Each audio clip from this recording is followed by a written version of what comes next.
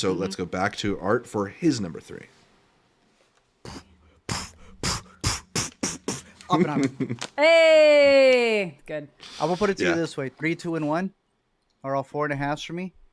1 and 3 got bumped up the extra half star on the rewatches, and Nice, because I nice. truly think that they are the most profound movies of the year. Yeah. All 3 movies are dramas that should have not made the impact that they did.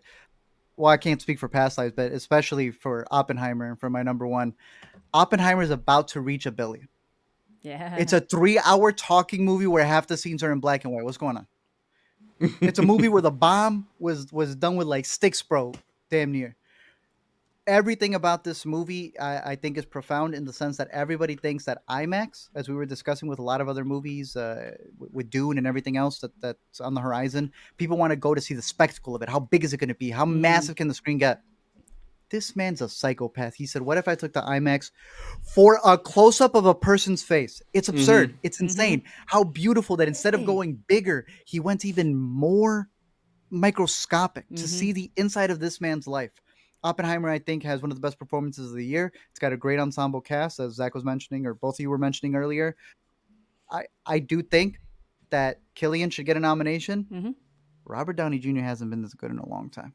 Yeah. And he's Robert Downey Jr. good is from the insane. instant he walks on Yes. screen. Like you hear a couple words out of his mouth and it's like, this is not Iron Man. You are not doing the usual snarky and incredibly charismatic and fun to watch Robert Downey thing. You're actually trying to be this other guy and doing it really convincingly, like really erasing all of our baggage with you, Robert Downey Jr., the actor, and just embodying Strauss. And It was good. it's so incredible.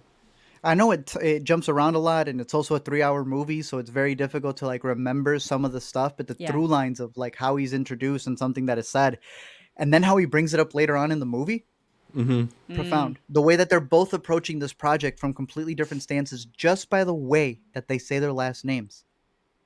Amanda had mentioned the pettiness. Yeah.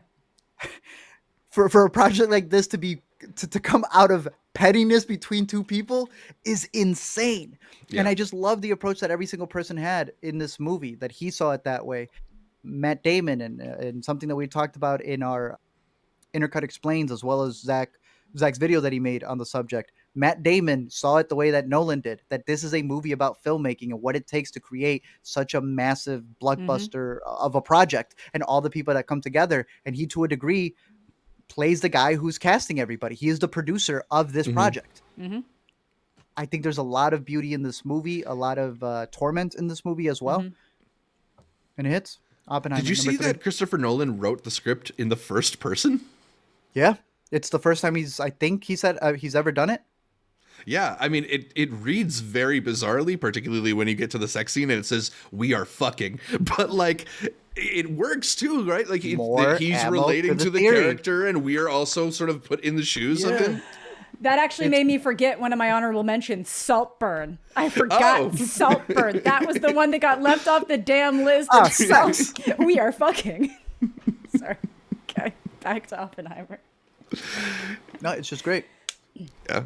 All right, Oppenheimer. The last thing I'd mention in terms of the IMAX experience is the idea of being able to go from the, I believe he shot it at 2 something, not the full widescreen. It was a little bit taller. So then go to the 1.9 IMAX to then the 1.43, which I highly recommended. I told people, like, even if you don't know what you're experiencing there, you don't know when you're gonna get this chance again. I missed it by January 5th when it returns. I missed it by 5 hours. What? Oppenheimer and IMAX. I was at a theater, the largest or the tallest, one of them. It's not the biggest. The biggest is in That's Germany. right. You ended up with Blue Beetle, bro. Fucking Blue Beetle. The only thing, like IMAX is making this experience worse. It's letting me know how bad this was shot. Anyway, sorry. Damn, you missed it by an oppie and a half. Yeah, an oppie and a half. The 3D aspect of it that he has been talking about, that to him it's not about all these extra gimmicks, it's about really falling into the movie and what he's showcasing you. And this idea of the ratio starting here, especially when he keeps cutting to like his flourishes in his mind, the sparks that are happening, and you see these different things that he shows on the screen that are like what's supposed to be the explosives. There's one where your eyes, right? It's almost like an optical illusion where you see the frame this big and then cuts to black.